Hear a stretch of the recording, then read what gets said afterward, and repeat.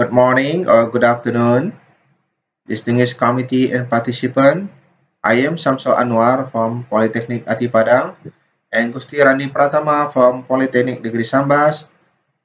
We want to present our research entitled A Collaborative Framework to Address the Debt Bondage Agent Practice in Agricultural Supply Chain. Let me begin the introduction section background. The debt bondage, or locally ijon, represents a persistent structural inequality within a rural agricultural market. Smallholder farmers often face limited access to finance, technology, and fair markets. As a result, they depend on informal lenders selling crops before harvest at price well below market value just to meet urgent cash need. This practice creates a cycle of dependency, income instability, and loss of autonomy. Importantly, this issue is not specific to one commodity. It occurs across rice, cocoa, coffee, sago, and salt sector in Indonesia. The root cause lies in power asymmetry, in which informal actors dominate capital flow, control price, and exploit superior market information, reinforcing patron-client relationship. The existing literature often analyzes the agent problem in isolation, failing to offer a comprehensive and integrated solution. Thus, this research has three objectives. First, identify underlying factors driving smallholder participation in ijon. The second, explore collaborative strategies to mitigate exploitative financing. And the third, develop an integrated framework empowering farmers to reduce dependency on informal lenders. Next to the methodology section, the study integrates literature-based synthesis, conceptual modeling, and analytical simulation. There are three states. First, identification of driving factors. We identify driving factors of ijon through an extensive review of studies on informal agricultural financing and market structures in Indonesia. Second, we explore preventive strategies under three domains: institutional, financial, and government support.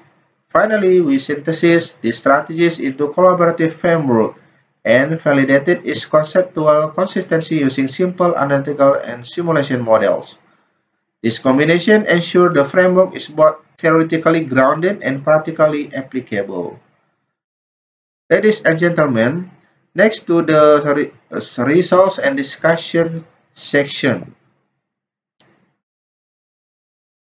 we found three major interrelated dimensions behind the persistence of ijon.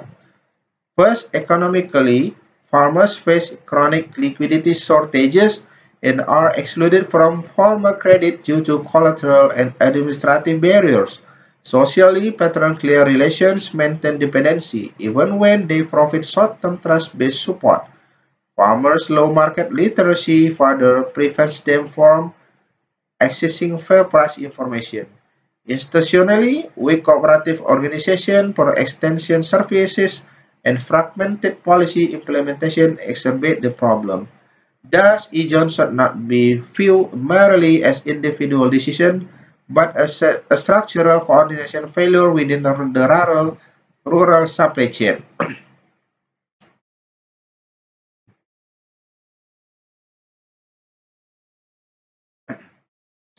From the literature and synthesis, three strategic pillars emerge. First, financial inclusion. Second, institutional strengthening. And the third, policy governance. To illustrate the welfare impact, we develop a simple analytical comparison. Under the ijon system, farmer profit is reduced by discount factor represented as alpha PQ, minus production cost. When cooperatives intervene, the recovery rate beta improves selling price, increasing profit by up to 75% of market potential. When formal financial credit is available, the net benefit exceeds beyond profit whenever price loss from Ijon is greater than the formal interest cost. Finally, under integrated collaborative model, profit rise significantly through synergy among cooperative price recovery, government subsidy, and affordable credit.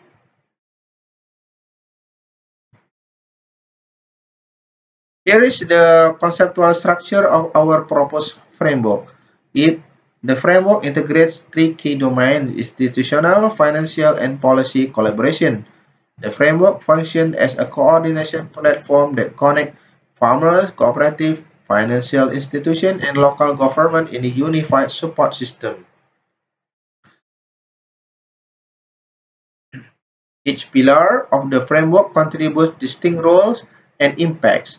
Institutional empowerment transforms farmers into market price setters through coordinated cooperative that enhance bargaining power. Financial inclusion addresses illiquidity problem with accessible formal credit and microfinance integration, ensuring long-term capital access. Last, government support provide policy alignment, income stabilization, incentive for farmers to transition into formal economic system. Last conclusion, to conclude, to conclude, the Ijon system reflects a deep coordination failure within agricultural supply chain. Our study proposed that integrated collaboration among cooperative, financial institutions, and government bodies can collectively enhance farmer welfare and reduce dependency. Policy implication emphasize the need for coherent multi-sector program focusing on cooperative capacity building, accessible financial inclusion, and market stabilization mechanism. As a limitation, our framework is currently simulation-based and requires empirical validation. Future research should apply this model to various commodities and regions to evaluate real-world performance and sustainability. Thank you very much for your attention. We welcome any questions or discussion. Thank you.